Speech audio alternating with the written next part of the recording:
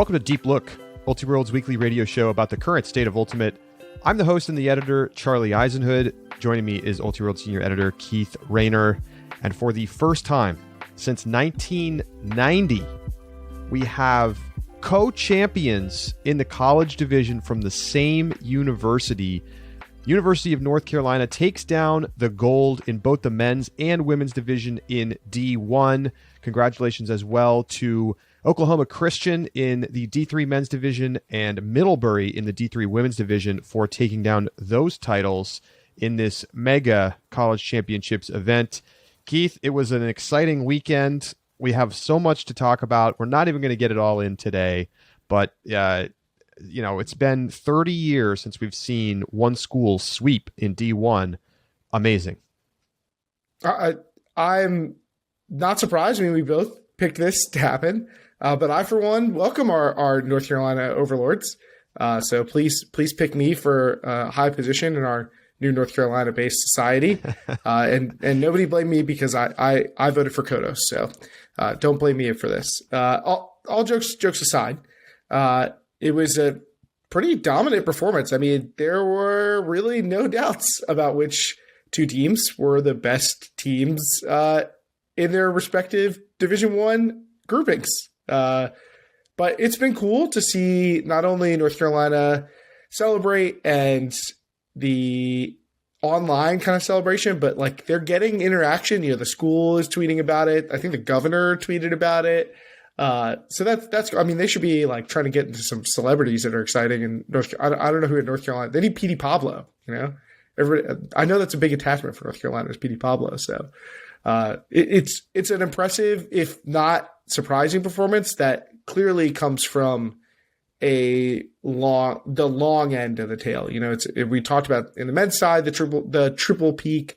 On the women's side, you know, they have the PUL East Championship and then followed up with this after a great season for Phoenix. So not quite peaking, like not as close as you can get to you get really close to the peak. I don't know. Still impressive 3 seasons for them as well. So it's all North Carolina right now, and I think they are soon to be rooted against. I mean, they're going to be the villains.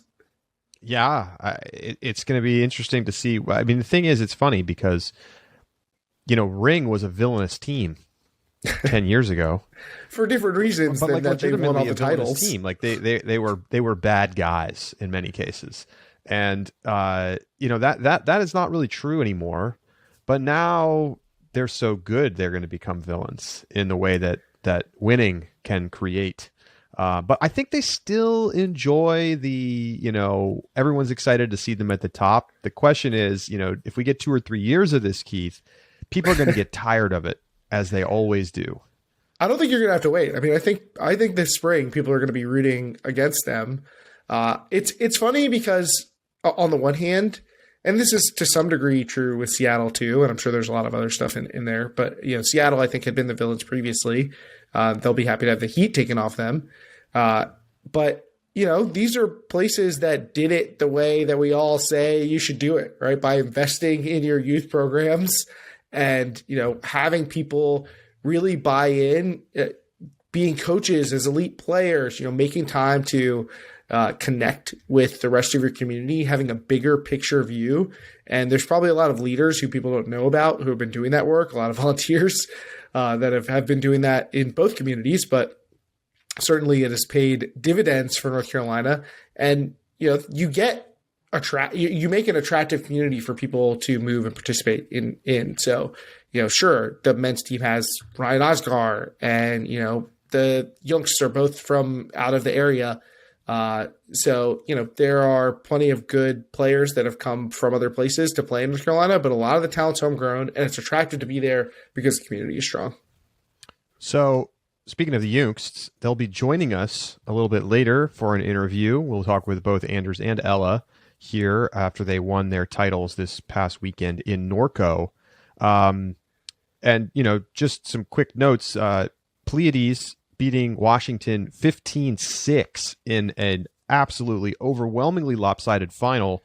They did not play a game closer than an 8-point margin in the bracket Wow. They beat UCSD 15-7, UCSB 15-7, and then Washington 15-6. Not quite as dominant for Darkside, but still extremely impressive. They win by at least 4 in each of their bracket games. 15-10 in a surprise quarterfinal against Colorado, then 15-11 over Brown, and 15-11 over Georgia. Their O-line rarely getting broken, almost never getting broken multiple points in a row, and their defense, despite sometimes having a little bit of issues punching the disc into the end zone, just overwhelming teams, getting blocks and then, putting breaks on the board. So really just a dominant weekend overall. The closest game for either team was Pleiades' 15-12 win over Georgia, a game that in which they'd already won the pool. So it just wasn't really that competitive. I mean, I think these teams were more dominant even than I expected, Keith, even though we both picked both of them to win. I agree with that. Both of these teams we felt like had a really strong challenger that they were going to have to go through. North Carolina gets their chance to do that and thoroughly dismantles a Colorado team that felt like it was a little bit below where we had anticipated. And so, they don't really even meet any other team. They dominate Brown, who was, kind of a second tier challenger, I think, for them. And the women's side, I gotta say, I'm still feeling a little bit robbed. We didn't get the Carleton clash. And, the Carletons didn't play without some of their best players. Carleton did play without some of their best players. So we'll never know, Charlie. We spent 2.5 years debating about Pleiades versus Syzygy, and we'll never get the answer. It's like a watching 2 or 3 movies of a trilogy, and then in the end, it just ends without conclusive ending. Look, I'm going to give you the facts right now, okay? Yes, the Earhart sisters did not play for Carleton this weekend. They were dealing with a family emergency. It's terribly unfortunate. I think Karen Earhart is probably their best player. They would have been a better team. They probably, in my mind, they make the final if the Earharts are there. However, there's no way they beat that UNC team. No chance. I think 15-10, maybe. I hear what you're saying. But it would not have been competitive. Like, Carleton lost to Washington, Keith, who then lost 15-6 to UNC. And yes, I know they were missing a couple players, but 2 players not going to make the difference. I don't know, man. That Washington team was missing a couple players by the time that game was totally out of hand. And if you take Bridget Meisner, like, let's say she's the Karen Earhart analog here, away from UNC, that's worth a lot of goals. I mean, that is ostensibly the best player on Carleton. And somebody came up to me and said they think, before the tournament, they think Karen Earhart's the best player in college. So, like, I don't know. We'll never know. Is my point. Not necessarily that it's definitive. Okay. We can't for sure know. And that sucks. And here's what really sucks. If Carleton had made the final, the Earhart sisters were going to come and play in the final. It stinks. They had a chance. You know what? They certainly had their chances. They did. They definitely had a chance to get out of that semifinal. Absolutely could have won that game. 100%. Definitely gave it away.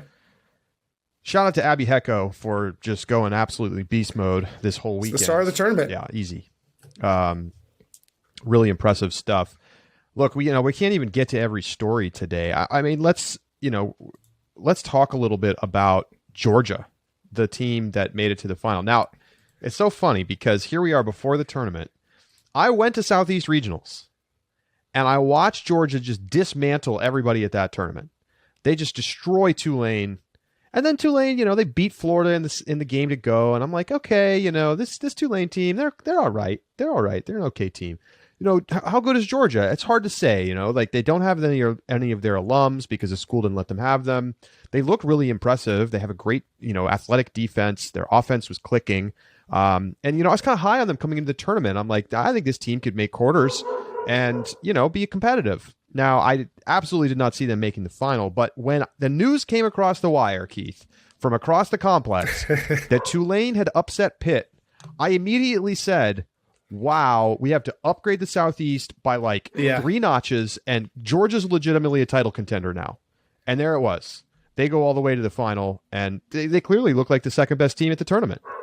That I don't know if you heard, but that actually came up during their semifinal broadcast against Michigan, Ian Toner, brought up Charlie Eisenhood as the first member of the Ultimate Mediaverse to start touting Georgia. Yes. So you have been officially linked with Georgia as their main hype train conductor. Well, that's what I like to hear, and I like Toner. I'm glad he listens to the pod and is pumping my picks in the ESPN broadcast. Out of the 173 Beat Charlie Challenge entries, 4 of them had Georgia going to the final. Going to the final. Well, credit to those people. I didn't have the cojones to pick them all the way to the final, Keith. Look, I gotta eat the crow on this, and I've said this even during some of the broadcasts. I mean, I was very wrong about Georgia. I was super skeptical.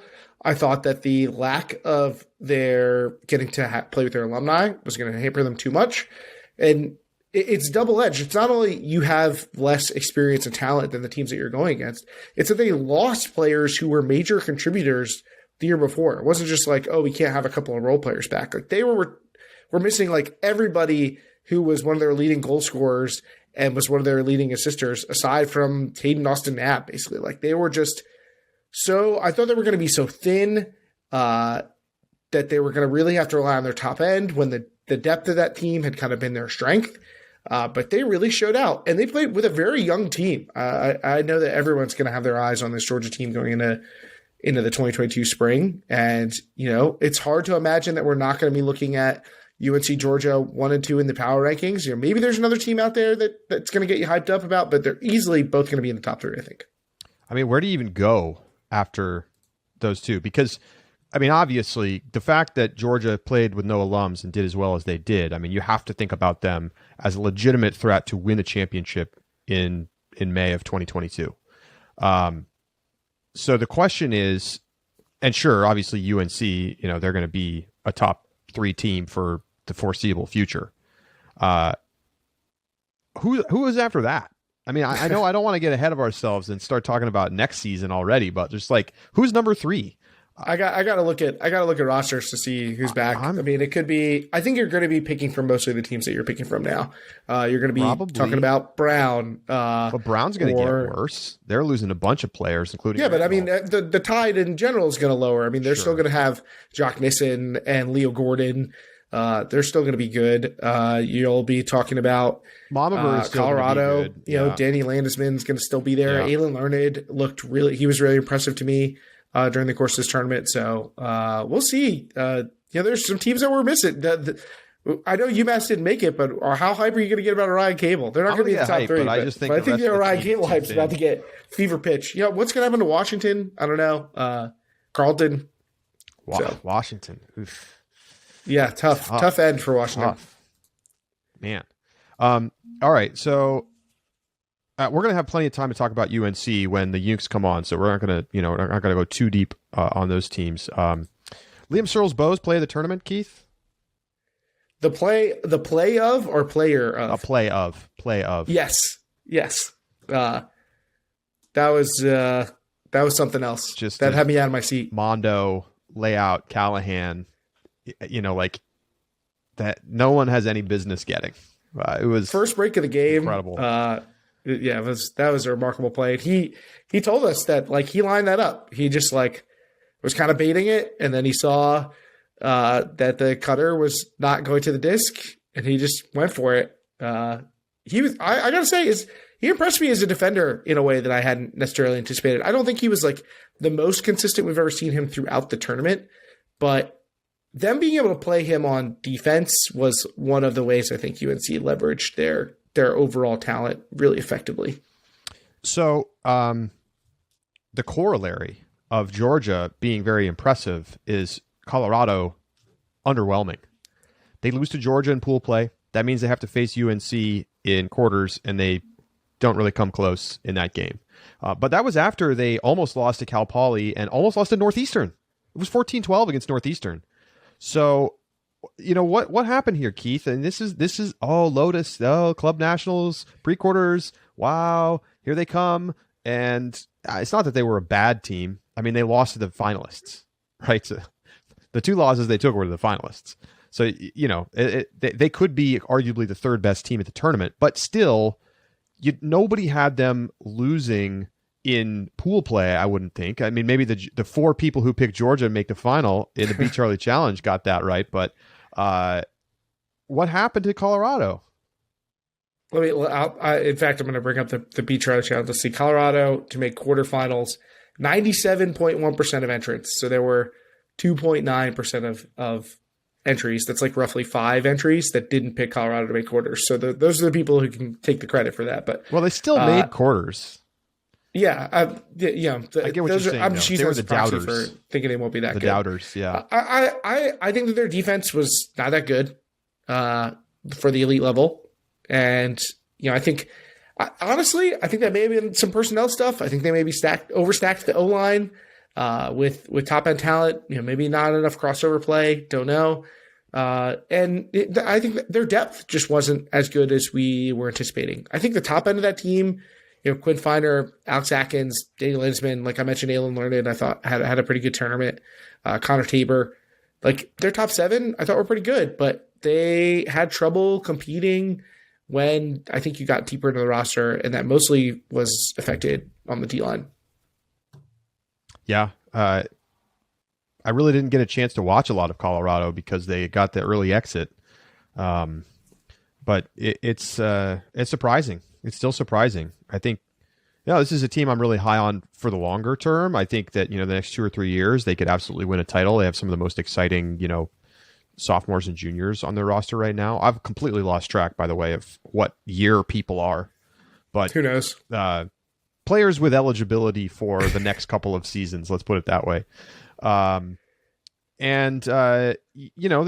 weren't the only team to disappoint. How do you not look at what happened to Pittsburgh in the men's division and not be shocked? I mean, Keith, they missed a bracket. Pittsburgh missed a bracket. What's going on with that? I don't really know what to make of it. I watched them play Tulane. That was the only full beginning to first pull to last pull experience I got with Pitt, and they just did not look super interested. It was very strange. Excuse me. I'm saying that I watched them play Tulane. I watched them play NC State. Is that right? They lost to Tulane. They played Tulane, Brown, and NC State in pool play, and Illinois. Oh, they put Brown. I called games of NC State versus Tulane and Pitt versus Brown. I'm getting them all conflated. No, I called them versus Brown. And they just looked disinterested. They didn't look like they cared that much when they were losing. There wasn't a ton of intensity, which you usually get from Pitt. I mean, they're usually a really focused, dialed-in team that looks really upset when they're not playing well. I mean, they hold themselves to a very high standard. I thought it was the weakest performance I've seen from Michael Ing in college. Like he had tuned out. It was really a lot more about Henry, who played really well. I don't know. I don't know if just their heart wasn't in it, or they were just kind of like, hey, we're just excited to be together, and let's let these guys prepare for spring 2022, which the rotations didn't line up with that, but something fell off. It just didn't feel like the Pitt that we usually see. The talent seems there. I thought they certainly looked like a talented team, but just not a strong mental performance from them. I was skeptical of this Pitt team coming in. I don't think I was skeptical enough to say they weren't going to make the bracket, but yeah, it's, in retrospect, they had a very good pool. That's true. Tulane was better than maybe they were seeded. NC State, very good. Brown, one of the best teams at the tournament. So that's part of it. But, they also lost not very close to those teams. 15-10 to Brown, 15-11 to NC State. They were not in the hunt. It's an odd one. It's an odd one. I honestly wonder if, the brain was too much looking ahead to next year. We talked to Nick Kacmarek here on the show a couple weeks ago, and, clearly they're thinking about getting ready for this tournament, but they also have sort of this mentality, this sort of programmatic mentality of preparation for the longer term development of the players. I also think it's just fair to say, although they have a couple of very good top end players, I'm not sure that they're like 3 through 7 are as good as some of the other teams at the tournament. That might be the case. I still think highly of those players, but I didn't get the sense from watching them that they were being like super developmentally focused. Yeah. Like, I don't know. They were playing their vets a good amount. I did see their freshmen, even though they have like at least one, if not two U20 tryouts. Like I barely saw those guys on the field, which is, I think, what you would be doing if you're really developmentally focused, would be putting those players in big roles. I mean, we've seen when Henry Ing joined as a freshman, he was getting all these reps guarding the best player on the other team, even when he wasn't really quite ready to do that. And we were so impressed with the forward thinkingness. Oh, we can afford this right now to build this guy into our stopper. And then of course now he's on the O-line. So I don't really get it. Well, are you disappointed with Carleton women not making the final, despite the fact that they were missing a couple of their key players, of course? But I think a lot of people expected them to cruise into the final.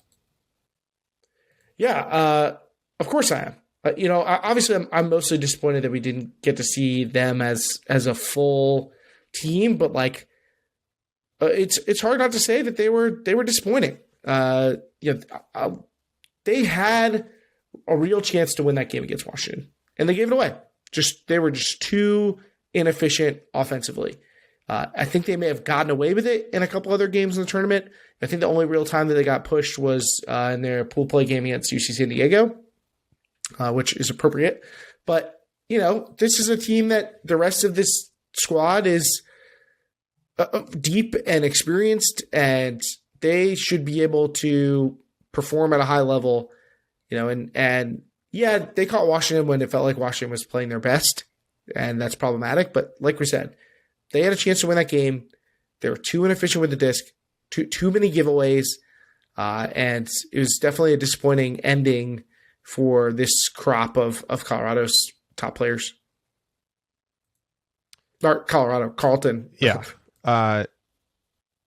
Just a fascinating tournament overall. And, I want to hear, how did I do in the Beat Charlie Challenge? Because I picked the 4 top teams in the women's division to make it to semis, which they did. I also picked that in the men's division, and I only got 2 of 4 because Michigan and Georgia made it. Now, shout out to Georgia because I had belief in the team, but I had them losing to Colorado in pool play and therefore catching UNC, and that's just too bad for them. Obviously, the fact that they upset Colorado opens up a much better path for them, and they took advantage of that. So how did I do in the Beat Charlie Challenge? You think that you did not do well, is what you told me before this. You're like, I probably did not. Before the show, well. I did say that. This is your best Charlie Challenge competition yet. Wow. 97th percentile. Wow. 3 people of the 170 or so entrants beat you. That's amazing. Can we hear their names, please? Let's shout them out. Oh, wow. You want to shout out our Beat Charlie Challenge winners. Let me pull up the sheet. And I'm curious to know how they beat me. They surely picked the winners because I picked the winners. And so did they have, the finalists? Because I only got 2 of 4 finalists. So the three people who beat you, one of these names, some of these names I recognize. This person I'm 99% sure played for the Georgia men's team.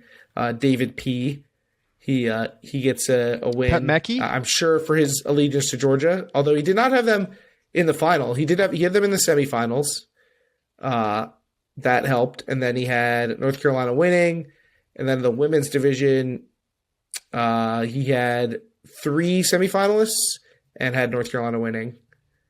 All these people beat you by 1 point, by the way. Wow. Dan H. Also beat you. Surprisingly similar pick structure, but yeah, 3 women's semifinalists, North Carolina winning that over Carleton. And in the men's division, he had Michigan in quarters, and a pretty solid group of quarters teams. Everybody but Georgia, pretty much. I think they had Colorado or Texas instead of Georgia. No, Pittsburgh instead of Georgia. That's who it is. And then only 2 semifinalists. So yeah, that's most of the difference. It helps also, we included the D3 champion. So you get an extra point for that. So yes. this person correctly picked the Middlebury team to win D3 women's. I guess Ben KM is the last person to also beat you. Looking back at my picks, I picked a lot of quarterfinalists. You did. You got 6, I think, in each division, maybe. And I think that helped me a lot, even though I missed on a couple of the semis and finalist picks. Like I probably got some that others didn't, like Cal Poly, and NC State, and NC State made it in quarters, right? Or am I missing? You got Georgia. No, NC State didn't make it. NC State did not. They lost in pre-quarters. They lost to Michigan in pre-quarters. That's right. But I had Michigan, I had Georgia, I had Cal Poly, I had Brown. So, okay. All right. Well, I'll take that. And credit to those. Did you say the third name? Yeah, Ben KM. Ben KM. So shout out Dan H, Ben KM, and David P. Very well done. And I thought I was going to make perfect picks this year, but I'll have to wait for next year, Keith. Yeah, you were not that far off, but I mean, you look at how things broke down. It might have been tough to make big perfect picks. Yeah. Well, it's been an interesting one. And let's go back, though. Like, we have to rewind all the way back to the very first round of the tournament for one of the biggest pieces of news, which is that about 20 minutes into the game, the start of the tournament, 8 a.m. on Friday morning, news hits the wire, I think first tweeted by Evan Lepler, that Carleton has withdrawn and forfeited their game, their first round game, because of a positive COVID test. And as USA Ultimate starts going through the contact tracing, it becomes clear that Carleton had spent time together the previous week, all kind of staying together in one house. And so everybody on the team gets a rapid test, and there's like 6 more positives, and the close contacts, it just all goes, to the point where it's like there's not enough people to continue playing in the tournament, and they have to withdraw from the event entirely. And that was just the start of COVID issues that were present throughout the tournament, where you had the Truman State women's team, which made a deep run, but may have been hurt by the fact that they lost some players to COVID. Maisie is barking today. I mean, she's going for it today. I don't know what she's seeing out there. The postman coming a bunch with all the packages for Christmas, Keith. Yeah, my wife is also not here to like keep her quiet when if she starts barking. It's good. So then more teams ended up having to withdraw after pool play and skip their consolation rounds. There were other teams that, I would bet with extreme levels of confidence that there are a lot of teams dealing with COVID outbreaks following the event, because Team Ultiworld is dealing with a COVID outbreak following the event. We have, I think, currently 7 positive cases amongst Team Ultiworld staffers. And wow, Maisie's just going crazy right now. Keith had to hit the mute button. 7 staffers with COVID. Now, thankfully, nobody, as far as I know, has had like any kind of severe illness to this point. And of course, we are wishing that everybody has a full recovery. For some context, we required that everybody on our team be vaccinated and that everybody get a test within 48 hours of traveling to the event that got a negative test. And that was everybody on the team had checked both of those boxes. And that was not enough to prevent a significant outbreak of what I can only assume is the Omicron variant, given the fact that there are so many people who are vaccinated getting the disease, including some people who had boosters, like a month ago. I just have to imagine that teams are dealing with this as well, just given the kind of like current state of things. And it's been crazy. I've tested negative twice. I'm waiting for a PCR test. Keith, I think I saw that you've also tested negative, and maybe you're also waiting for a PCR test. that I'm still just waiting for my PCR results, although I have had no symptoms yet. But that is why my wife currently isn't here. I'm still waiting to get the clear. But it's unfortunate, and it's certainly scary. And the nice thing, if you want to have a silver lining here, is that with the vaccination rates among both our staff and in general at nationals, hopefully this is going to be short-lived. That people are not going to need to be hospitalized with sickness, and potentially burden the resources of a system that's already probably being overtaxed. I know that for our staff and for me personally, the process right now for getting tested and trying to get a sense of where you're at is madness. Their rapid tests are impossible to find. Appointments for more advanced lab tests are hard to get. Lines at testing centers are really long. I know that there's been some talk about addressing that from the federal government. Not a lot of details on how they're going to do that, but they do say that there's something that they're going to address. So hopefully that situation improves. But I think the hope right now is that we're just kind of going to burn through it, and people are going to be able to get on the other side fairly quickly because they're vaccinated. But you're right about teams. I mean, I think I've heard about probably 10 to 12 different teams that have had positive cases. And that's just the ones that I've heard about secondhand. So it's probably pretty well spread across the tournament. Yeah. I mean, do you second guess having the tournament? With the benefit of hindsight, yeah, probably. I mean, I don't think at the time that, everybody was making their final plans that we knew how transmissible Omicron could be, or that, we would have so many folks who are already vaccinated and even boosted in some cases, potentially exposed to that risk.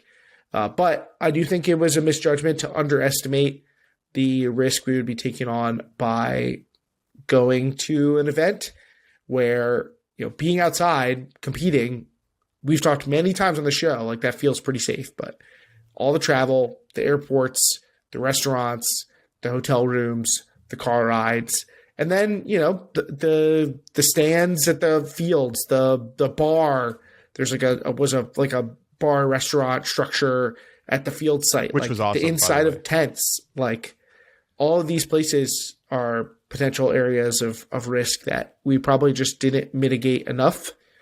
And that stinks. And if I could go back, would I say that this event is unsafe? Potentially, yeah. I mean, in some ways, you could target this as a super spreader event. We're literally bringing together a bunch of people from across the country and then sending them back with COVID. It's not great. I think the counterpoint that I would make is that once you're vaccinated, at what point do we say we can start doing stuff again?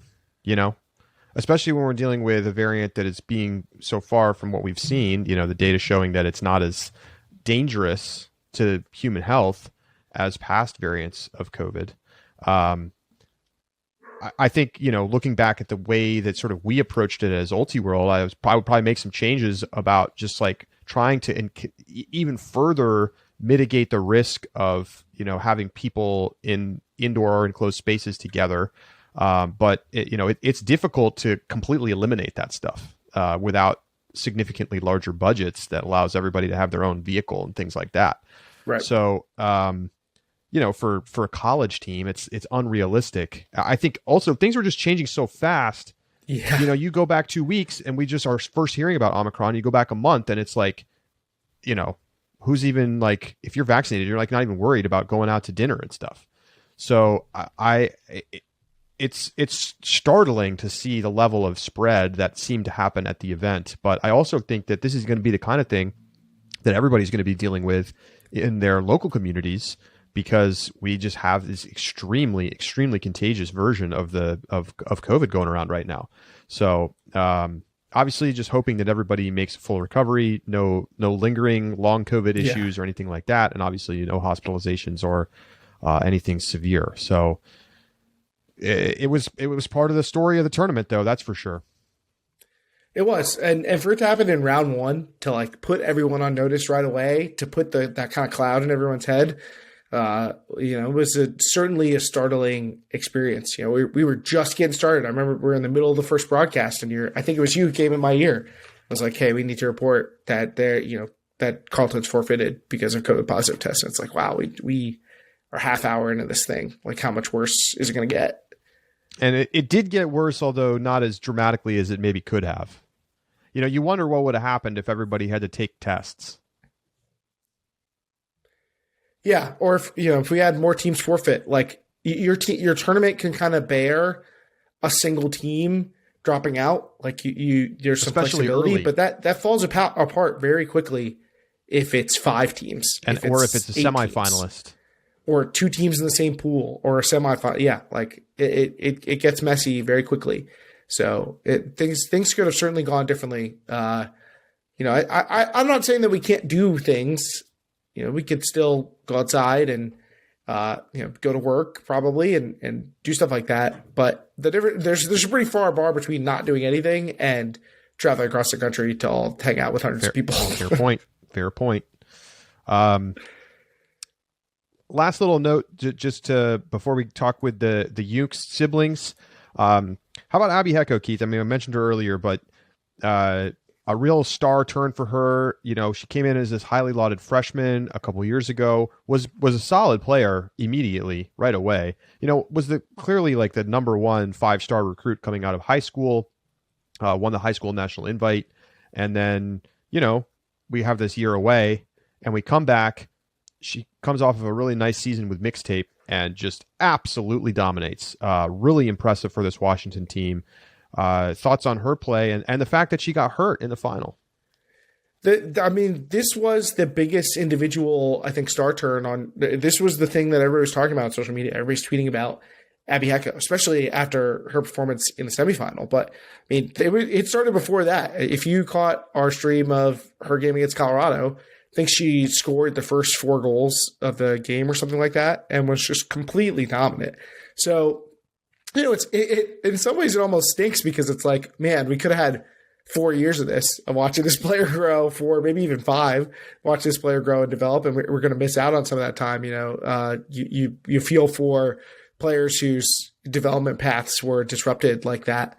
But wow, just a awesome star turn. It's great to see that kind of player get this recognition, for people to be so excited about an individual player, for people to become fans of that player. I think that is a good thing for the sport. It's unfortunate what happened with the injury in the final. I know that during the semifinal, I believe she actually got sent for a check for concussion. So it was something that was on the radar, which makes it pretty scary to see a head injury send her out in the final. I hope that she is doing okay. She looked like she was in a lot of discomfort at that final. And there's a lot of conversation about that call, about that, should there have been a yellow card?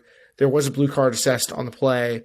What's the responsibility of the defender and the offensive player and then the observer in that situation? Have you had a chance to kind of see the play and hear what people's thoughts have been on it? I've seen the play, and we'll show the play here on, if you're watching on YouTube, we'll put the play right here so you can see it.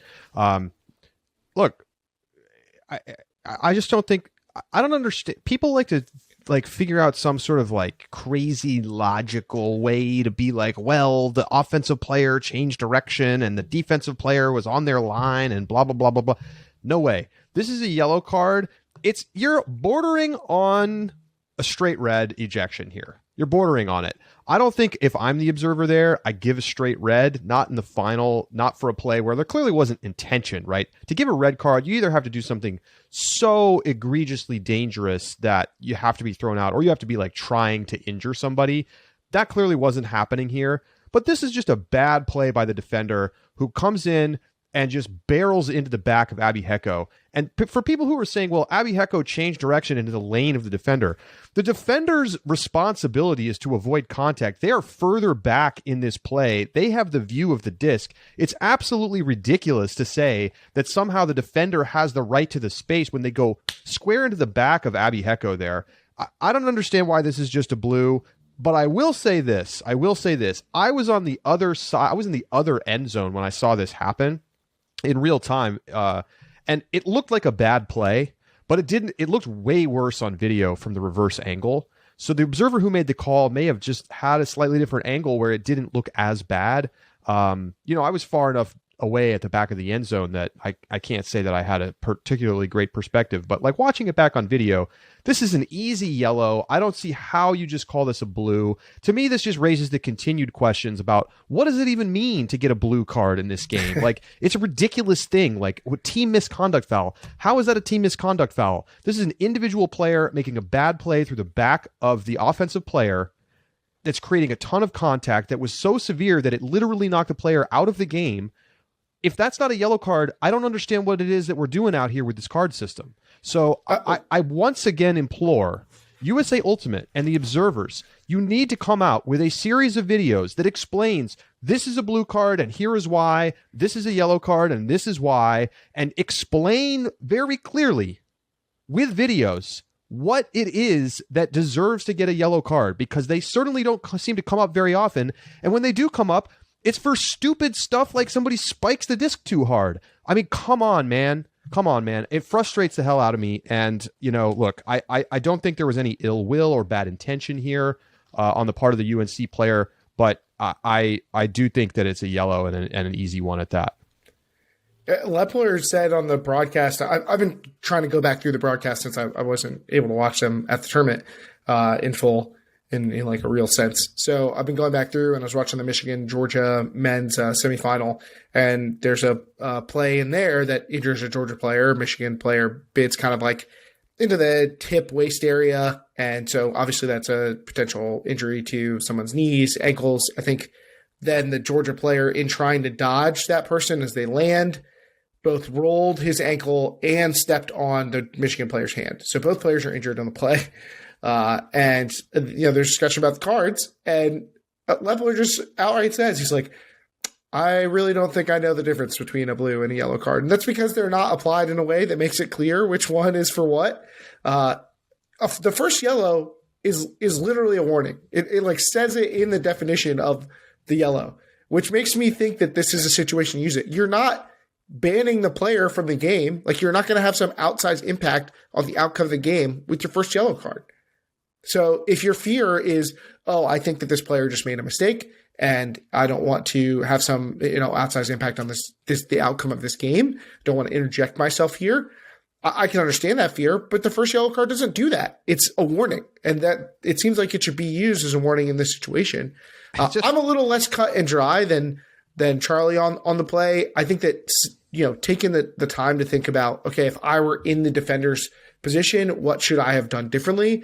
I think this play happened very fast. I mean, this was a bang bang moment, and so it is ultimately the defender's responsibility to play safely. And they got to the spot last, and that means that they had the most time to correct their course, to make a different judgment.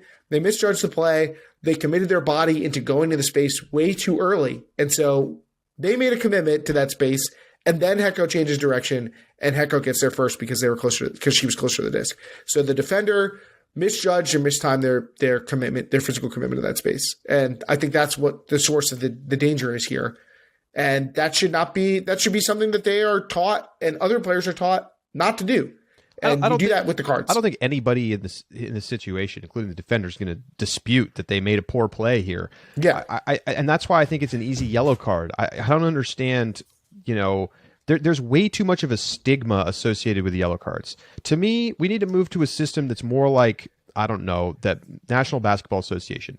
You have a blue card, sure. Those are technical fouls. You rush a field too early. You scream an obscenity at the other team. You talk trash to the observer, right? Hit him with a blue card, yes. But physical fouls that go beyond a normal foul should be a yellow card every time. Like, we have common foul and we have flagrant / yellow card in soccer / yellow card in ultimate, whatever you want to call it. Like, I would like to see those be penalized more immediately than after 2 of them.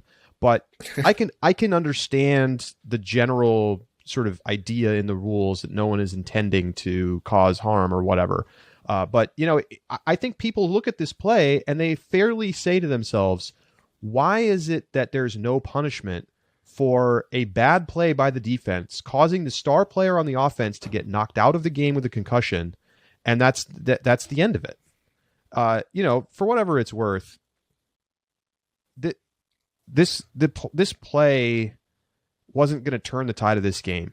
Like, UNC was winning this game by a lot, no matter what. But I do think that this really clarifies and will clarify for more people that there are issues with the way that the card system works in Ultimate, and the way that just generally the punishment system works. You so rarely even see penalties applied to teams in games. And typically those penalties come for things like going off sides, or, rushing the field too quickly, or saying this is our fucking lives here, than for actually bad physical plays on the field. And that doesn't make any sense. I think we're getting better about adjudicating bad bids and about making them less frequently, but it's been that glacially slow, right? When it should be pretty aggressive change. All right. Let's take a break. We are going to talk with Ella Juengst and Anders Juengst coming up next, right here on Deep Look. Don't go anywhere.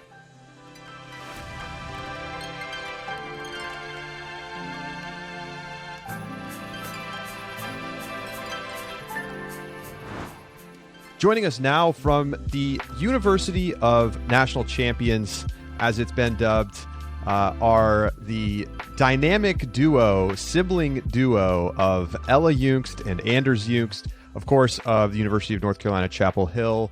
Welcome to you both. How are you? Doing great. Thanks, Charlie. Thanks for having us. Doing great. Thank you for having us on. Of course. Congratulations on your both undefeated weekends at the college championships, taking down titles in Norco, California. This has been quite the year for the state of North Carolina overall, but, just first and foremost, UNC's had a ton of success, particularly on the men's side. Ella, what does it mean for Pleiades to get back to the top and win another gold? I mean, yeah, it's hard to put into words. It really means everything for this program, not just for the current team, but for all the alumni that have given so much and given so much love, commitment, time, energy to this team to finally reach this goal. It just feels amazing. Now Anders has been there before a little bit. He's gotten a couple titles under his belts. Were you asking him for advice, or was he asking you for advice? Like, what's the relationship like when you both are trying to succeed in similar fashions, Ella? That's a good question. I think for me personally, and I'm sure Anders would say the same, we both look up to each other a lot. And I watched him for all of high school play on this big college stage, and somewhat inspired my choice to want to be a part of this UNC Ultimate community. So yeah, I think I've drawn a lot on his past experience and knowing how much he gives on the field and every moment that he's playing with Darkside. And yeah, so it's just been great to get to experience that myself. And yeah. Anders, how does this championship rate compared to your others? I mean, it's undeniably weird to be playing in December for a title. And, it's nice during the day and then it gets cold at night. I mean, it's just a whole a weird scene. But, it's still, this is the final hurrah for so many of the players on Darkside. How did this one, rank for you? Yeah, I think the first thing that I felt was so few college Ultimate players get to go out on a win. So it's really awesome to feel that personally, and for all the other 6th and 7th years and guys who that was their last game with Darkside on the roster. But in terms of what the wins felt like, I thought that this might have been the most dominant team I've ever been on the club or college level. we somewhat pale in comparison to Pleiades' dominance, but it felt, we broke to win every game in the bracket, and only got broken twice in a row a single time on the weekend, and just I think had a really great performance from everyone. So no asterisks, no question marks. Like we went there to win, and we did. So it felt great. You mentioned that the team it was one of the most successful that you've been on, and you've already got a club and AUDL title to your name this year. There was a lot of talk about this sort of triple peak that you were going through. How did those successes in those seasons influence and compare to what you just had in Norco? Yeah, I think at the beginning of the summer, when we first put the Flyers roster together, I was looking at the roster, looking at the other teams, thinking about it, and said to myself, like, wow, like we really have a realistic chance to win all three this fall. And I think like just with three championships on the horizon over the course of the summer, it was like really easy to push myself, especially given that like there wasn't a ton of stuff going on, like Frisbee was the main thing I did over the summer. And I think that's like kind of how that core of guys who was across all three of those teams, Elijah, Siraj, McKnight, AD, and I, like kind of, and Gooch, if you count him as a coach, right? Felt about the season was that, yeah, it was a little longer than usual, and trying to triple peak was hard, but there were so many opportunities for growth and excellence put back to back to back that by the time I was warming up for my third final of the year, I was not stressed at all. And I think and maybe that presents itself a little more on Elijah, who is normally not stressed, but he was looking real loose for the whole warm up of the final, and like we were all just smiling, having a good time, like no pressure, like so yeah, it was fun, and definitely stringing them all together was challenging in some ways, but especially like physically, but in terms of getting into that competitive mindset, having them all so close together actually I think helped. Think of all the social media clout you could have picked up if you had just said way back when you were thinking, we could win all three. If you just put that on social media. Yeah, well, maybe that wouldn't have happened. Gotten a lot of pushback. Yeah, I think maybe that would have jinxed it, maybe, or something. I'd rather do it by surprise. So this is the first time since 1990 that the same school has won the championship in both divisions. 1990 may as well be, the 1970s when you think about like where college ultimate has progressed to. I mean, this just does not happen. And yet here it is happening. And, you can say the caveats, the asterisks, whatever. It's the fifth years. Some teams didn't have them, et cetera, et cetera. But, I think when you really look at it, I mean, both your teams were so clearly the best team in the field. It was so dominant that it really wasn't all that close in any of the games that you played. So Ella, why is it that UNC has been able to get to this point and deliver titles in both college divisions? Something we haven't seen in over 30 years? Just about, over 30 years. Yeah, I mean, I think it speaks a lot to the youth scene in North Carolina, which everyone talks about a lot. I think it also speaks to the culture that Pleiades and Darkside have, and on both teams, and like as a community as a whole. We are very close. We play a lot of mixed mini. I think that helped us a lot. A lot of times when we would score and like kind of like a small ball way, we would chant threes after we scored, because we knew that all those reps of getting threes with the guys really helped us with that.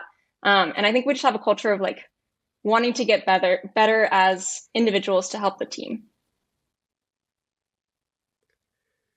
You have this situation where I feel like folks kind of associate y'all with the growth of North Carolina Youth Ultimate. You're with a lot of players who were in your classes that grew up in the North Carolina homegrown environment, and you spent your whole college careers playing for UNC and on North Carolina club team. So you're very much associated with that. However, you both actually came from DC.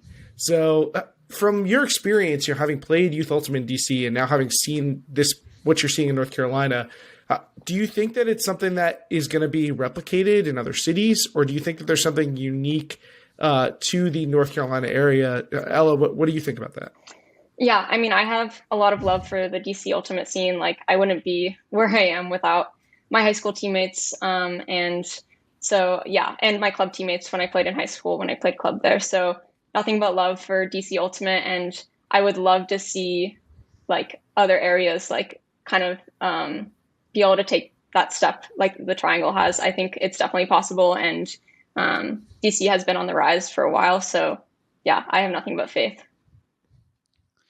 Yeah, I think to add on to that, one thing, comparing and contrasting the two areas, a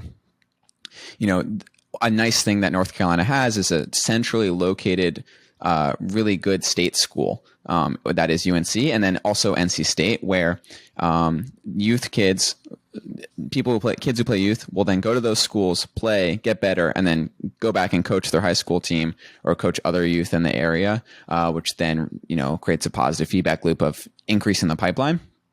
And in the DC area, you don't really have that. And I think like the Virginia schools in particular, like that's one thing that was in my mind when looking at colleges, is that like just they're more regionally distributed. There's less good coaching. And like there isn't that sort of, there's no, you have UVA, but it's not quite the same as UNC in terms of like kids going from the area to that school, and then that school having a good coach that then creates more good players. So I think like that change may happen at some point if someone decides to invest lots of time and energy in a similar way that Mike D has into like a college program, and then gets all their players to coach youth.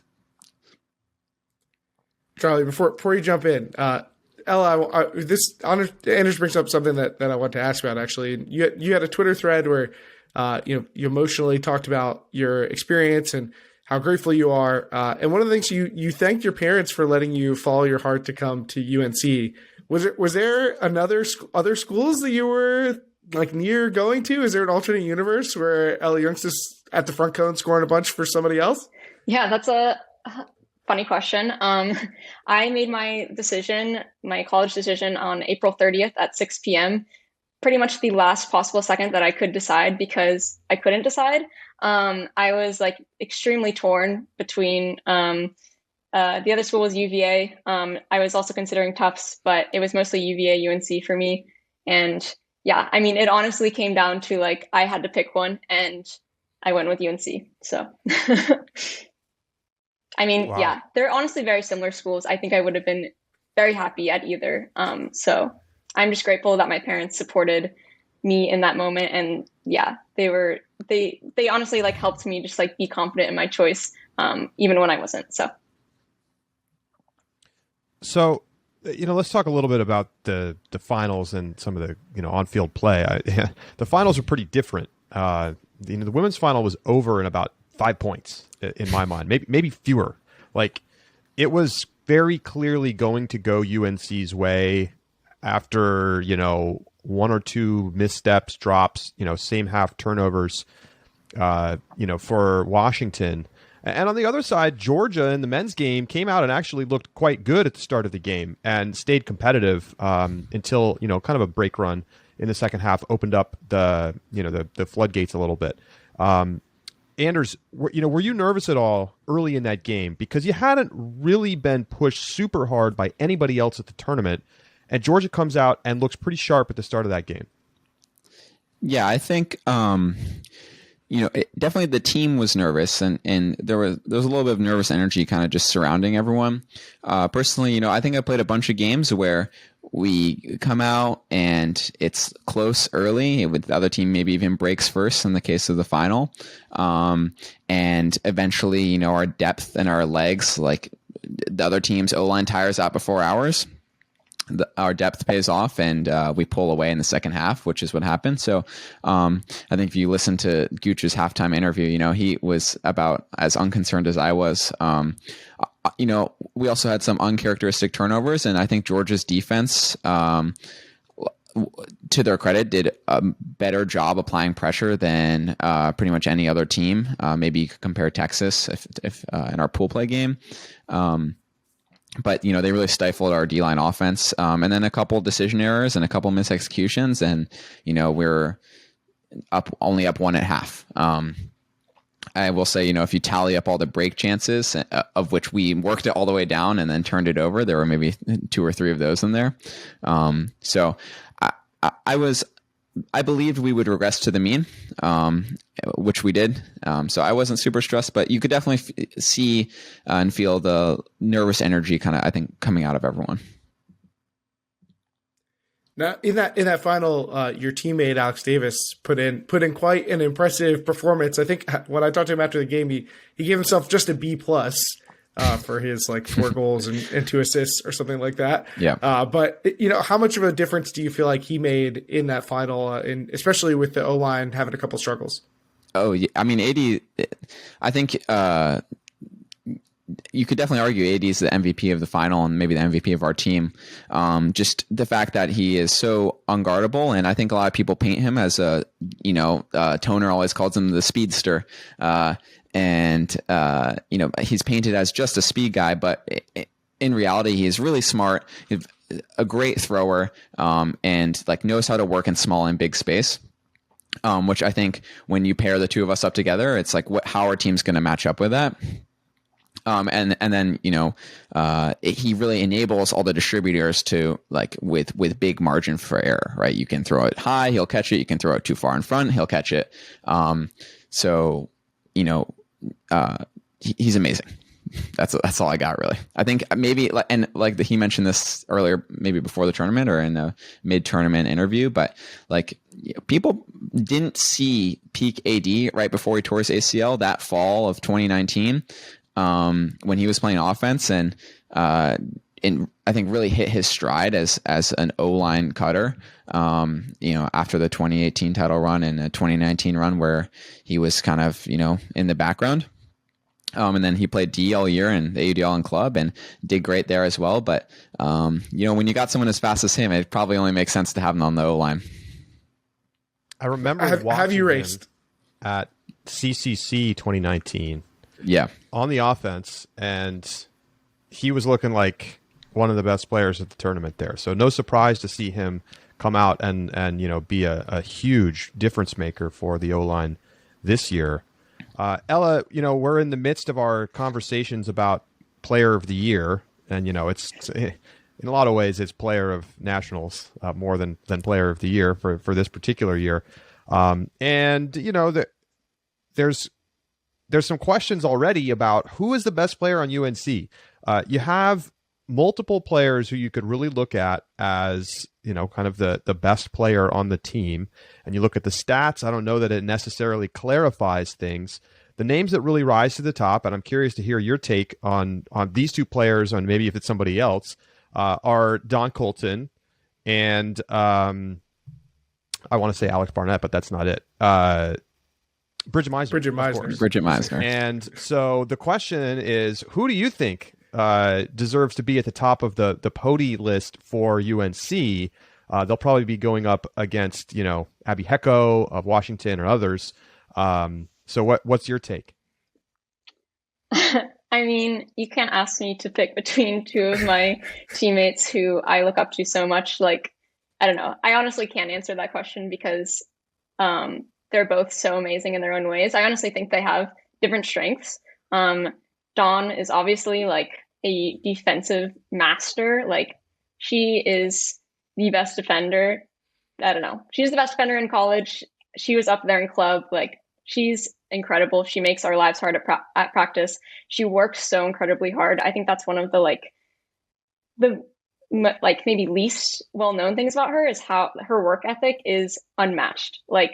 We will always have workout competitions. She wins every single one. She is always doing whatever she can to put her team in the best place to win. So yeah, I have nothing but good things to say about Dawn, and she would be, of course, totally deserving of that award.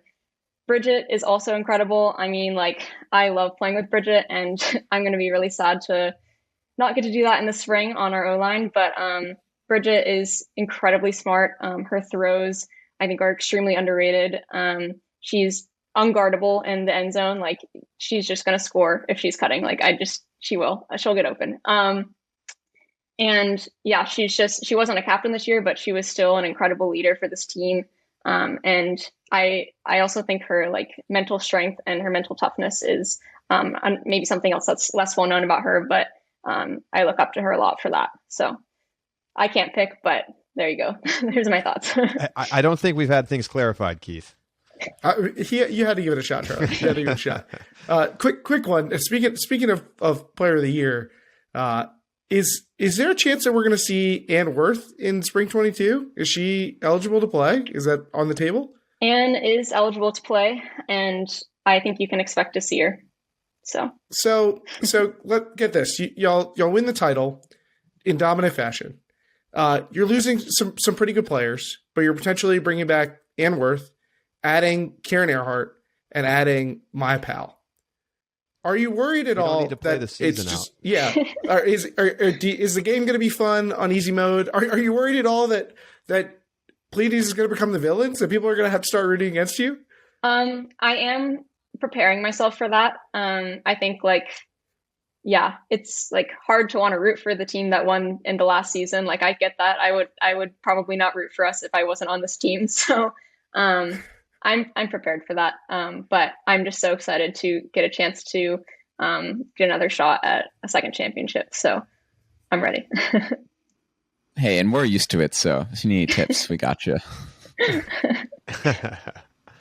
Well, it is funny. I mean, you kind of just reflecting on the success of the overall North Carolina Ultimate community. You can go through all the accolades and the titles this year. Is it for so long for the state overall, there's been kind of this push to get to the top. Not quite there yet. Pushing. Now, obviously, the UNC men's team has won more than other programs over the last few years, but even still, it's as you both know, it's never given in the college division. Now that so many of the programs have gotten there, with really just Phoenix needing to kind of like reach the top, is that a weird feeling at all to now have to be defending the throne? I mean, you're Anders, you just won everything this year. So you haven't really had that time to kind of be defending the titles, but now that you're here, like, is it weird? Because it's a different feeling, I would imagine, to go from, we got to take out the pony, we got to take out, whoever, versus like now it's our belt and the challengers are coming at us. Yeah, I think it's a bigger challenge to defend a title. It's it's to go back to back is near impossible across almost any sport, especially team sports. So I think talking to various players across various teams, we're all excited. We get a shot to see kind of where we stand at Worlds and at Club Worlds, and then back to the ADL playoffs, back if we make it, back to the club series. Like, it's definitely going to be a challenge, but I think we're all ready for it. And frankly, many people in the area felt that we've been at the top for a long time, and we've gotten unlucky, hadn't brought home all the rings, but now that they all happen to rein in at once, I think we are ready, and we're going to keep working hard and try and defend our championships. Yeah. And Anders kind of touched on this a little bit earlier, Ella, but obviously it's a lot of Ultimate in a pretty short span of time, a lot of demand, especially, coming out of a time when people may have not been in optimal shape. Although from everything I've heard in North Carolina, y'all were managing to get out in pod workouts, and that was potentially part of your advantage coming into this college season. But it's spring 2022, just a short time away. I mean, how are you dealing with the potential for the physical, mental, and emotional toils that come with playing year round at a high level? Yeah, that's a great question. I think taking time now to rest and do what you need to do, not only rest physically, but I think rest mentally. I think honestly, this fall was a really hard semester at UNC. And so I think Ultimate practice was a great place for people to kind of like relieve that stress, but we also recognize that it can also add stress. So giving players time if they need it to stay home from practice one night, or whatever they need. So recognizing that. And then, yeah, honestly, for me, I'm ready to just get back out there. I also find that when I take a lot of time off, that tends to be when I get hurt coming back. So my goal is this year to kind of just like keep it steady, and take the rest I need, but also like still be in shape and still be prepared for the fun things to come in the future. Should this tournament have an asterisk on it?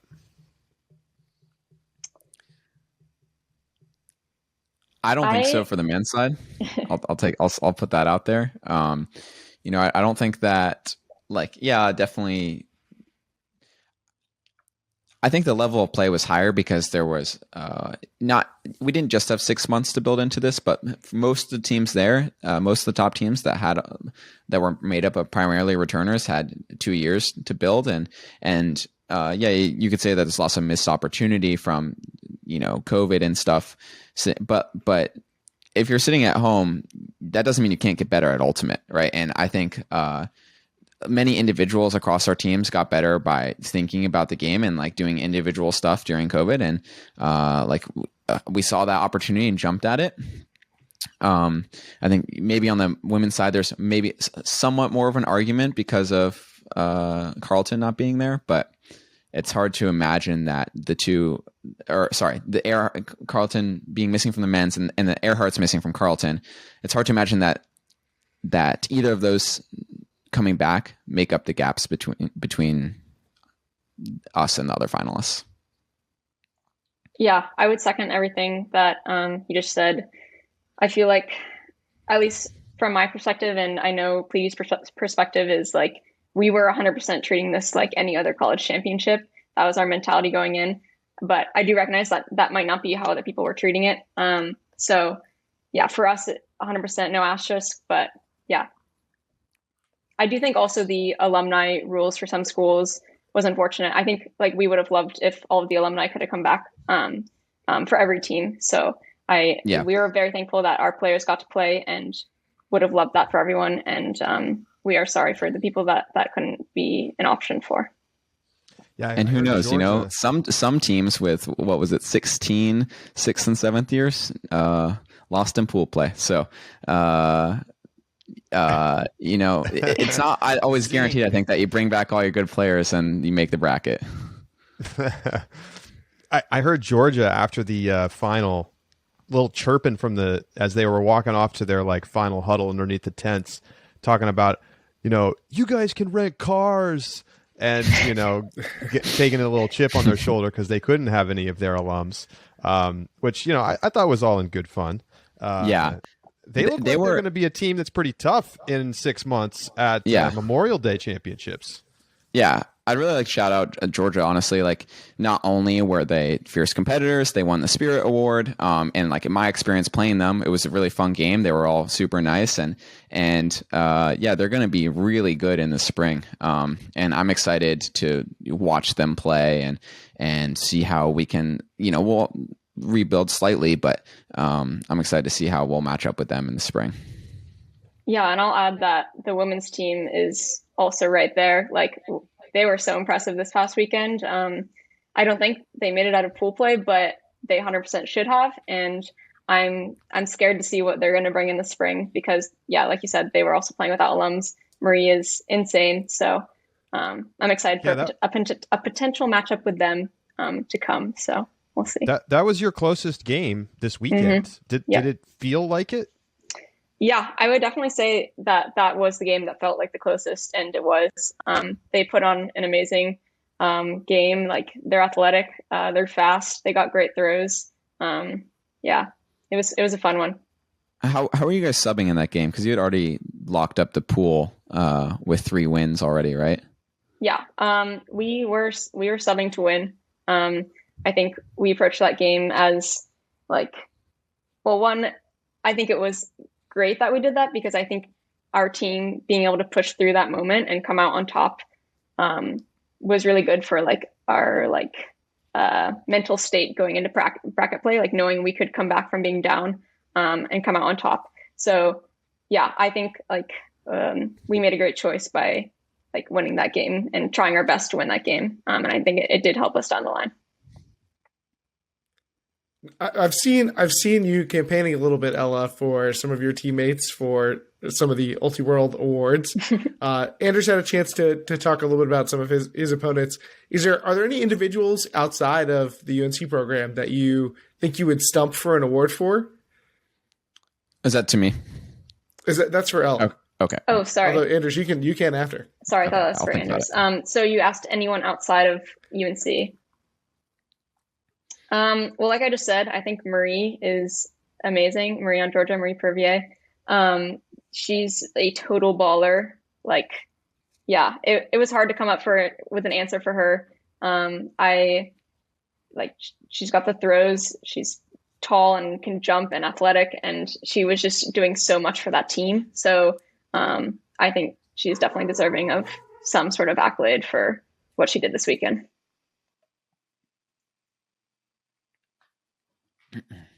Who stood out for you, what do you Anders? think, Anderson? Anybody for you? Not too many people who I don't think are already on the short list for awards. I would say, I'm trying to remember this guy's name. On Michigan, I think his last name was Gao. He was pretty good.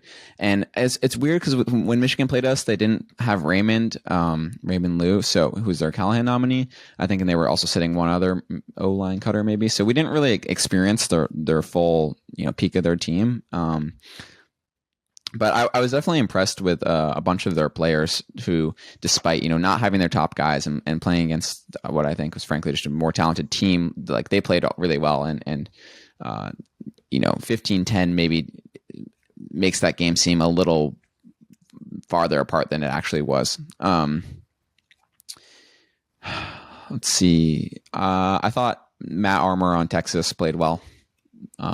But I mean, I'm sure he's a guy whose name is already floating around in the Ulti-World circles.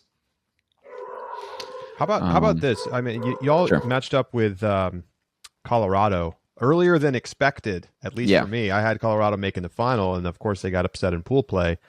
I actually don't remember, Anders, if Ring ever crossed paths with Lotus. Probably not. Because we did not. Only played the series. But, were you surprised to see them maybe not be as good as we thought they could be? 15-10, fairly comfortable win, all things considered. What did you see from Colorado?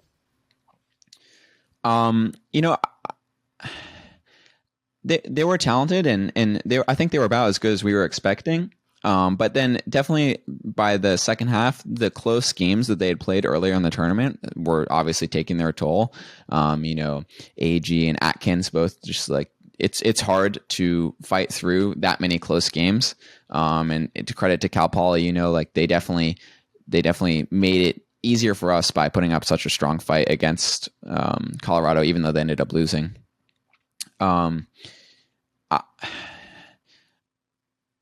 Originally at Club Nationals, we were talking and, me and some Darksiders and, cause Lotus played Chain to Universe in pre-quarters and we were thinking like, wow, that's pretty impressive. Could we play Chain to Universe? And, I think that I don't want to jump to any conclusions here, but I think that after this weekend, like I would be pretty confident if we had, taken the club circuit on with our full roster.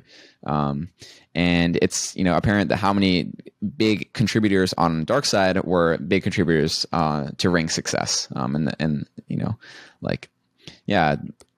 Colorado brought their team to quarters, pre-quarters of Club Nationals, but we brought our team to a national championship. And obviously there are many more guys on Ring who contributed, but beating them 15-10 felt like that's what the score should have been. You didn't get to see your, number one seed, the team everybody was expecting you to play, Ella, in Carleton, Washington, knocking them off in the final, or in the semifinal, excuse me. But in your final, Charlie mentioned this earlier, you really took control off the bat. You go up by a lot going into the halftime. What do you think allowed your team to jump out to such a big lead over a talented team like Washington? Yeah, I think a lot of factors. One being just our depth, which is maybe an obvious answer, but like I think one, our O-line just played with such like poise and confidence, and not just like the stars on our O-line, but the depth of our O-line, like Jess Wu and Caroline Spencer, like they really stepped up this weekend, and I was so impressed with the way they like held themselves this weekend. So the consistency of our O-line, but then of course also our defensive pressure, and then our defensive offense on a turn. Like our D-line outscored our O-line, I think I know they did in the final, and I think they may have also done so in the semi. Like it is just such an impressive group, and they just brought pressure that I think was like unmatched in the division. So I think all three of those factors really helped us kind of jump out to a lead. And then also just like coming into the game, like feeling ready, knowing we were ready, waiting for so long for that moment. And yeah, taking advantage of every second of every second of the time that we were on the field, on the sideline. Yeah, whatever we could do to help our team succeed. You know, one thing that happened in that final that people have been talking about is that Abby Hecko got taken out of the game on a bid through her back, and you know, got concussed, had to sit out the rest of the game. You know, obviously she was easily their most impressive player this weekend. Got the big sky ball over Dawn in the end zone for kind of the only highlight of the game, maybe for Washington. What are your thoughts on that play? It got a blue card. Some people have been saying it should have gotten a yellow card.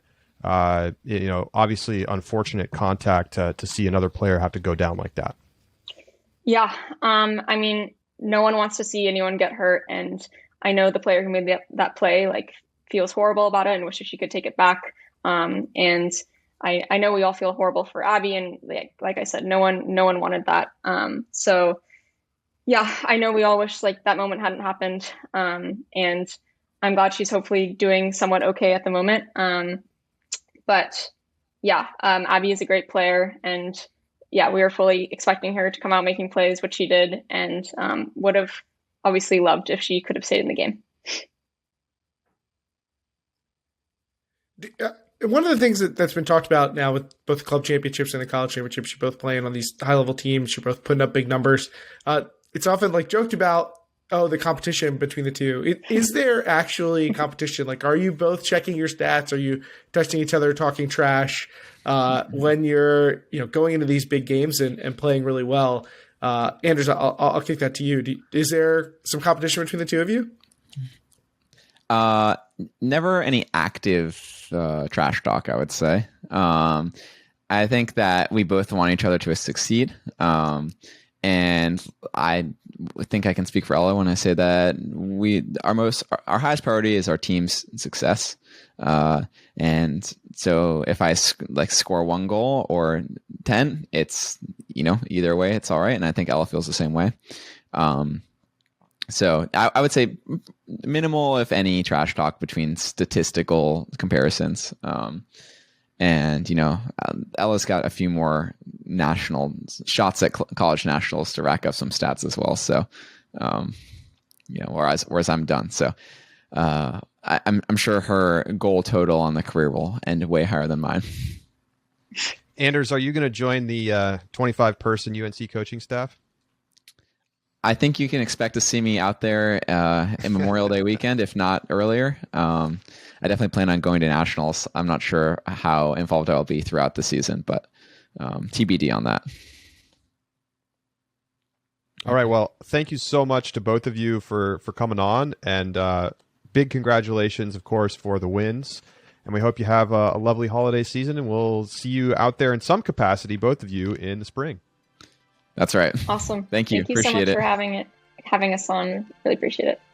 Of course, Ella and Anders Juengst with us here on Deep Look. We're going to take a break. We'll be right back.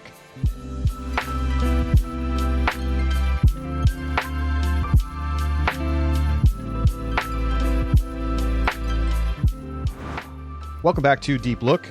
Great to catch up with the Juengsts. And Keith, I think it's time to settle in for some UNC dominance. I mean, those teams could absolutely come back and sweep again in Memorial Day. Yuck. I mean, you heard the names that I said could come back for UNC. I mean, they're comically good. Yeah, There's no one in their level. They may not give up level. more than like 5 goals for the whole series. I mean, they're literally adding Anworth and Karen Hartley. It could be the 2 best players. They could have the 3 Pody spots. Like, let's get crazy. Could UNC take all 3 Pody spots? I don't think we would allow it. I think we would step in. But man, they're going to be stacked. And Charlie, you said we caught up with the Juengst. We may be the first 2 people to ever catch up to the Juengst. Oh my gosh. So fast, so good. I mean, imagine as a defense, you're going out there, you're like, all right, we got to line up with the UNC Darkside offense. And it's like, all right, well, we got to put our fastest player on Alex Davis. And, oh, wait, Anders is also out there. Like, what are you supposed to do about that? That's tough. So here's a brief anecdote about AD. After the final, I'm like, milling around trying to set up interviews or whatever. Somebody who I don't recognize just comes up to AD, starts chatting him up, and then they foot race. They like set up a 40-yard race. AD wins the race. I'm like, I talked to AD and I'm like, who was that guy that you raced? He was like, oh, I don't know. He's like, I think he works here at the facility, and we were here for another tournament. And like it came up, and so he came back. And I was like, there are literally people around the country who know that you're fast and want to race you. Just like you show up in some random city, and people just come up to race you, like the facilities guy. Yeah, like that is something. Like you've got a reputation when just you go to random cities and people race you. Like I don't know what to do with that, but it was a pretty amazing moment, and he won. He won. What's his 40 time? I feel like I should know this off the top of my head. It's somewhere from that B Ultimate sprinting thing that they did, right? That gave him the fastest 40. He's got to have an AUDL 40 recorded too. Let's see if I can find it here. He did a 4.46. That can't be right. I mean, that's... Now we don't know how they were doing the timing, if they were doing hand timing or if they were doing laser timing. Like, comparing 40-yard times is challenging, but 4.46, regardless of how you time it, is elite. That's elite speed. It's elite speed. He would be fast on any field against anybody. Yeah. That's a fast time in college football. I would be curious, like, he and Durs, like, their shuttle times, like, because Durs, I think, is a little quicker, is like quick more than fast. Like, they're both fast. Yeah. But I don't think he's going to beat AD in a 40. The fastest person I ever played with was Hussein Carnegie, and he was also easily the quickest player on the team. And That's it wasn't fair. Close. That's fair. So I get that. I just think that, like, if you've got the twitch muscles to make you really fast, you're probably also very, very skillful in agility motion. I mean, he was great. Like Anders said in the interview. I mean, he had a fantastic tournament. He did. It excellent. It just stretched the defense. Like, there's just so much pressure when you have someone that fast that you have to deal with. Because you basically have to back them, because if they get a step, you're going to lose. Like, it was funny watching UNC throw to him, because you basically throw it as hard as you can without going out the back, because he's going to get to it. And it must be wonderful as a thrower. You're just like, all right, I'm just going to max rip this one, and AD's going to get to it. I mean, he gave that quote to one of our reporters about, like, anybody can. No, I don't think anybody can keep up with me. Like. But you're welcome to try. Like, maybe you'll get in the shot. Like, maybe you'll be in the frame with me. The shot. And people were bringing that up later. They're like, "Hey, was anybody in the frame with you on that one?" Like, yeah, he's a confident dude, and I know that I appreciate it. And I think that both UNC teams, their best players were obviously really good, but I think that they won at like the 7 to 10 slots. Like, I think that's where they really just were killing teams. Is people could try and match up with their top 3 or 4 players. But on both sides, it was just, on the UNC women's team, they were able to put Grace Connerly on the D line and Dawn Colton on the D line and play Alex Barnett both ways. And like, those players were better than the people that they had to match up against. And the people that they had to match up against had to be on the other team's O line, and they had to cross over a lot. And that was the same for the UNC men. They don't have to tax LSB as much. They don't have to tax AD as much because they're deep. That was the big difference to me. Yeah. No question. We're going to obviously talk more about college nationals, get some of the deeper stories. We haven't even talked about some of the other teams that maybe made a run to quarters or got their season ended early in pool play. And we'll get into that on our next shout out UVA and Tulane. Those are the two teams I feel like I doubted that proved me wrong. Oh, and I was down in UVA even during the tournament because I watched them first round against SUNY Binghamton, and I was not very impressed. And then they really picked up steam as the weekend went along. Yeah, they let me hear it. I caught the chirps. We won our bet with BU with the BU we did. That's team. Right, Boston University. So their coach is coming at us, and they did not win a game. So he sent the receipts and showed us photos of players on the team having subscribed to. So I hope that they're listening. Shout out to y'all. Yeah, I hope they're listening. They made it this far. We appreciate you. We do, and we hope you remain listeners for the long term, and you didn't just do it for the photo. Let's take a quick look. So obviously they lost all their games, but I think that they were competitive with some teams. Like they were 11-8 against Michigan. 15-10 against Penn, but I think probably the worst team at the tournament. Did Binghamton end up winning a game? Did they get a win? I talked to the coach of BU, and they were very excited about. He was very excited about 2022. That was focused. Binghamton did get a win. Got a dub against Michigan, 10-9 in consolation. Last minute. Look, they thought that they looked the part when they were there. And the thing that I didn't know about them was that the person who was playing the best for them is a freshman. I'm going to have to deal with this for years. I think that a lot of their other players are grads and seniors, but Jolie Krebs. Yeah, Jolie Krebs. She has a legitimate shot at being on the Rhodey podium somewhere. I mean, how many freshmen are the best player on their team at nationals? That's rare to see. Especially this year, there are not a lot of freshmen. Man. They played 13-11 in a loss to Colorado, 12-10 to Penn, and got the win against Michigan. It's been a while since we've seen a Metro East women's team get a win at nationals. Well, it won't be. We're coming back, baby. Anyway, lots more to come on the rest of the tournament. We're going to take next week off for the holidays, but we'll be back the first week of January to continue our conversations about the college championships. And make sure you check out our subscriber bonus segment this week. It's a really good one. Keith, tell us about it.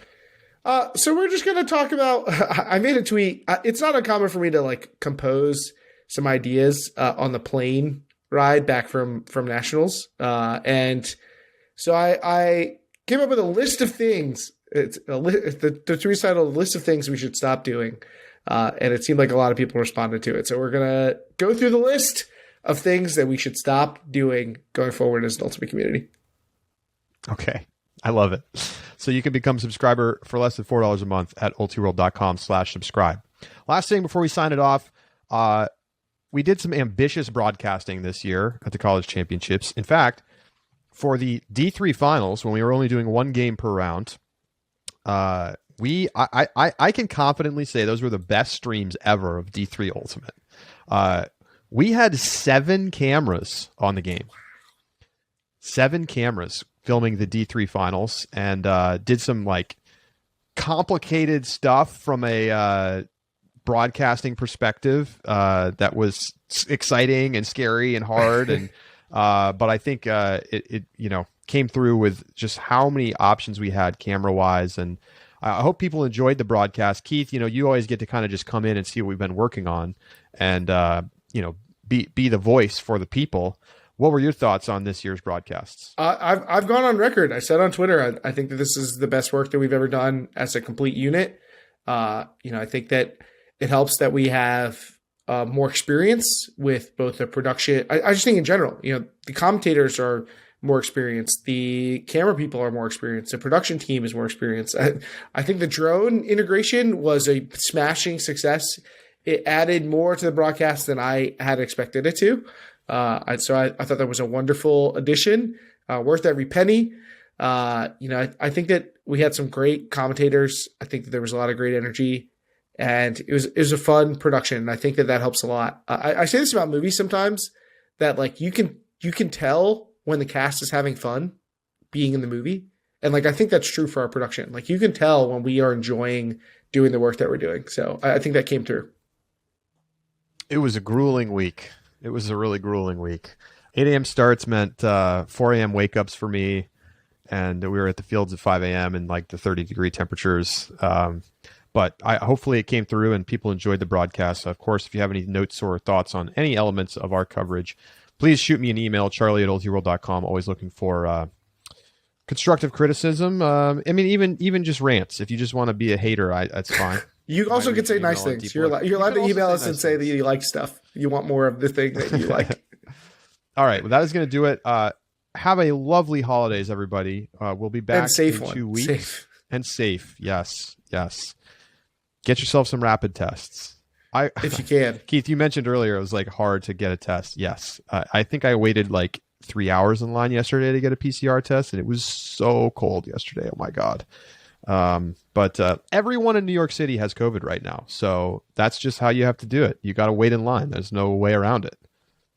Yeah, my waiting experience was like 2.5 hours, and then I got to leave. Like I waited in line to get into a digital line, and then I got to leave. And the lady, the first person who called me said, it's okay that you go somewhere else. Like, but the first person I talked to was like, you stay in the parking lot. And the second person called me is like, it's okay, you go somewhere else. I like literally live 2 minutes away from this testing center, and then when they called me on the phone to come back in, I went home, but I lied and told them I went to a coffee shop because the first lady kind of put the scare in me. And I was going to go back early. She was like, it'll be 2 hours. So I was like, okay, I'll just go back an hour early and I'll stay in the parking lot. But they called me early, and the person was like, the person I talked to on the phone, they're like, I'm going to have to move on to the next person. And I'm like, I'm going to be there 2 minutes. Do not move on to the next person. Do not do it.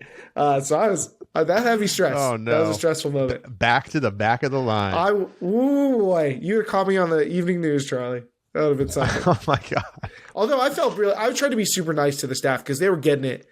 Everybody's just up against it right now. Very, very frustrated. And it was not a great scene. Yeah. Everyone's trying to get a test before they travel and stuff. It's tough out there. And the Omicron. It's really contagious. It really is. So stay safe. Have a happy holidays wherever you spend it. And we will talk to you in the new year. Looking forward to it. We're also going to do a year in review show very soon. So stay tuned for that. For Keith Raynor, I'm Charlie Eisenhood saying so long. And we'll talk to you in 2022 right here on Deep Look.